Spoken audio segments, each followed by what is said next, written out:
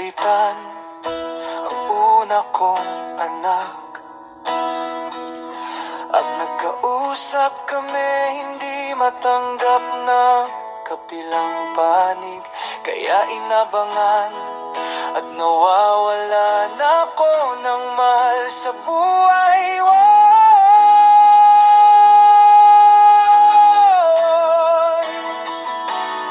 Ang sakit, sakit, sakit, nagluluksa ako.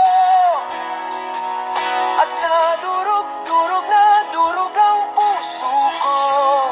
Oh, at ayaw ko na lang na maulit pa muli-muli.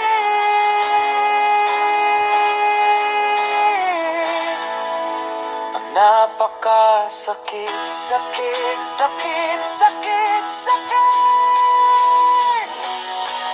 Nadamay pati buong pamilya ko.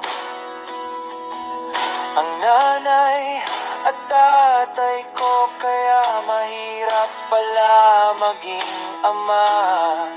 Alangan naman ipamigay ko ang buhay namin, pati ang bunso ko.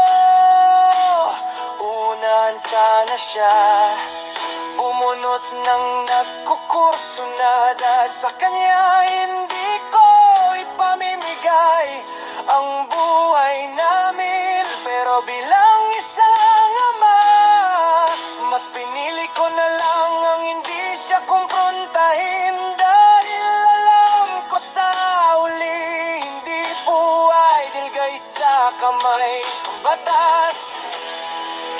Natuldukan na natin ang lahat, hindi buwad yun. Dahil magpapatong-patong lang ang mga problema at walang panalo sa huli. Sa kabilang panig ay nawawalan ng mahal sa buhay.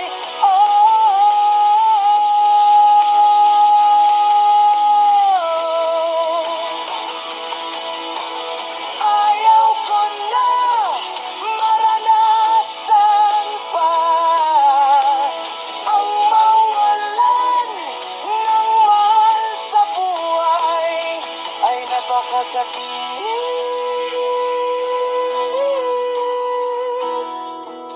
Sakit! Sakit!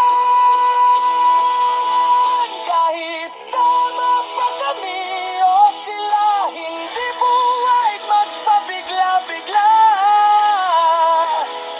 Ang pag-iwas na lang, paglipat namin ng lugar, yun na lang aming naging solusyon sa problema. Huwag sayangin ang buhay, itong araw na ito.